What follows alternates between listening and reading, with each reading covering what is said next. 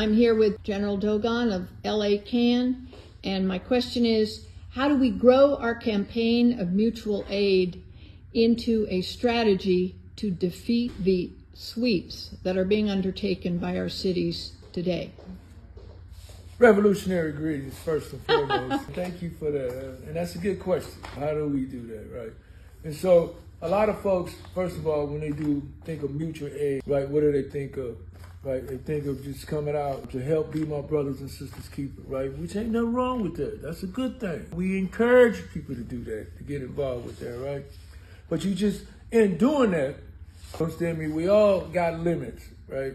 There's so much that you can give out, right? Because the resources gonna run out, right? Unless you got a well that never runs dry, right? So what do, right? It's only so much that you could do, because people are just gonna take the resources and just thank you, and they gone, right? People appreciate it, right? But that's not solving the problem, right? Because the issue is, okay, what's pushing the oppression to the point that we gotta give our brothers sleeping bags, right? That we gotta come out here and give people survival gear, right? That they're being hit that hard where they losing tents, right? They're being swept off the street, losing everything they got, right? You know, how can we just keep doing that? So we can't keep doing that, right? So mutual aid, in a sense, how you grow is you got to organize the brother that you're giving the chance to. You got to let them know what the fight is all about. You got to know what it takes to get that tent. You know, that tent ain't easy, you know what I'm saying? And it ain't come from a well, you know what I'm saying, that don't run dry. And so we want to let people know, right, that you need to come and get involved in the fight.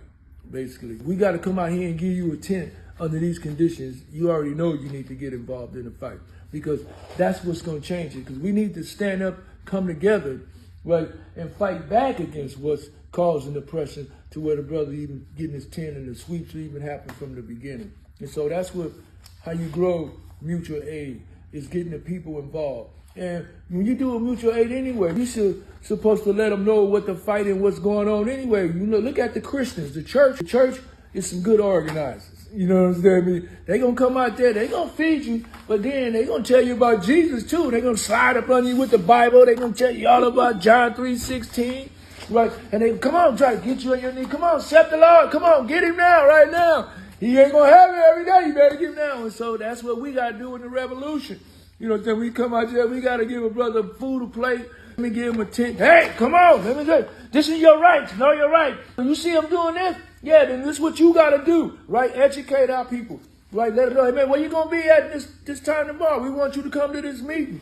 And then we come out and we're going to be our brother's keeper. We're going to start doing some street watch. We're going to do mutual aid. We're going to do street watch. We're going to do some revolutionary theater. Right? We're going to get out here. We're going to do some art and culture. We're going to decorate the place. You know what I'm saying? That's what the mutual aid is, when it's taking it to the next level. Right? When you was like, mutual aid remind me also too, but when you look at any war, right, you see the Red Cross. They right there with their tent with the little Red Cross on it. They out there doing mutual aid, but at the same time, they got their helmet on. They heard, hey, come on, man, we can do this, get this stuff, right?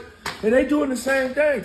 So that's what it's really about. We've got to understand that, you know, we out there in the battlefield too, right? And so, yeah, we want to be able to, you know, take the aid to the level of revolution.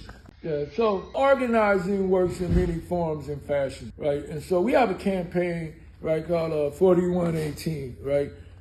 Believe it or not, this is like the longest running campaign I have ever been involved in my life. It has, from the time I was an intern at LA-CAN up until right now. I'm finna retire maybe a year and a half. And 4118 is still on my desk, right? I told myself I am not retiring until I retire this. Abolish it, right? So this is one campaign that has also been at the city council's table, you know, for the last 25 years, right? That's why it's at my table, because they can't let it go, right? And so the campaign goes to many forms and shapes. It's like X-Slack. It's all over the place, right? First they go use, 4118 to ticket people. They got a ticket campaign to move you off, right? They go from ticket to arrest, try to arrest everybody off. And they go from that to, okay, is he around? Where'd he go? He went to the store. Okay, get his property. Go get it right now. Get his car in the truck. And then get out of it, right? It goes to them stealing your property. So it goes to many campaigns to them feeling just coming with resolutions where they at right now. But it's like, you know what? We done just fed up with y'all people. Here's the resolution. You got to be out of here in 15 days. We put the fence around the whole place, and the hell with you. Right? So all different kind of ways. And so I said that to say we got to be ready to fight that, because we revolutionaries, but we also reactionaries, because the city, you know what I mean, is the ones that's doing the aggression, right? So we are responding to their aggression. You know, we fighting back and pushing back against what they doing. We out there letting folks know what you ain't got to do. You ain't got to do that. How to protect yourself, right? And so the strategies vary. They change, right? And so what our job is to do is to continue, you know, to develop those new ways to do it. But some of the old organizing ways that's textbook style ain't working. I can tell you that right now, right? And I feel like I remember, you know, in history when Martin Luther King, when he was trying to desegregate this country, you know, then he got to the point where he's like, man, you know what? I don't know if we're going to get to the mountaintop doing what we're doing now. We got to change up, all right? And I feel that way right now. You know, in order for us to get to the mountaintop, man, we got to change up. We can't keep doing the same thing. And I really feel that we're going to have to get more up close and personal. You're going to have to get more arrests. We're going to have to take more hits, more losses, right? We gotta bump it up. Right. I'm going to say that. More street action, but also more takeovers and shutdowns. Takeovers and shutdowns, right. But how about working with the city council, and there's been the electoral successes of having some people who are not anti-people get elected, like Ulysses, or she's the main one that I know. But how about these city council? See, one thing, when we talk about city council, shitty council, what we call it, Yeah. you know, first thing come to my mind is I thought the South lost the war, right? And, you know, these supposed to be Democrats, you know what I mean? And I haven't ever seen so much evil and so much use of the police, you know what I mean? And so much, they got to go, you know what I mean? Then the Republicans, it's insane, right? And so, what was the question again? How are you working with the... Oh, we can't work with them. That's what the question is. I mean... But the new council? Because, new council? They bought and sold. I mean, you got 15 council members.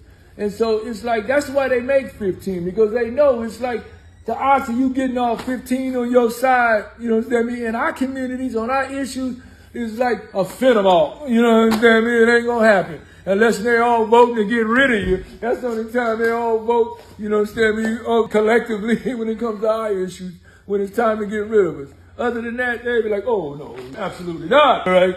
And so it's like you got 2 or 3 people, you know what I mean, that's sane, and then the rest of them is like, no, absolutely no. And like I say, for the last almost 19 years, I have been at the table with 4118. If it was that easy to just talk to some politicians, we'd have been this would have been over with long ago. We wouldn't have to be in federal court. This city has been sued, found the policy they use have been found unconstitutional over and over and over and over and over. This city is career criminals when it comes to criminalizing poor and homeless people. Right? They should have 3 strikes. They should be in penitentiary. But can we leverage voting, registration, new mobilization of poor people around elections? Can we use that to drive this campaign? I like what Malcolm said about voting about right now. You know, sometimes we think we're voting for somebody and end up voting for nobody. You know, and it goes back to, you know, one, do we have our issue on the ballot? No. You know, is their issue on the ballot? Yes. How many issues do they have on the ballot that's there? All of them. Right? Look what they got. Care Court, Proposition 1.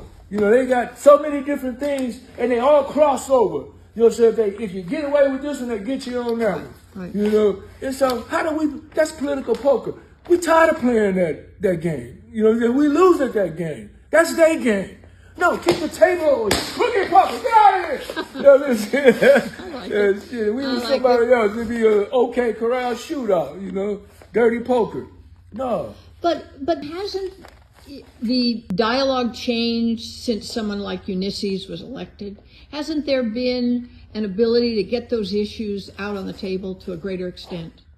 Just like I said, I could point to every time in the last decade or two where we have some council members, that's like Ulysses, and you got the majority that's not. Right.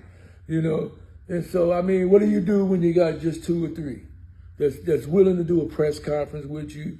Yeah, they're ready to say, yeah, that ain't right, but how far does that go? What does that make change? That's not, we got to do more. And then that's a couple of articles in the LA Times. They don't give a damn about that, right?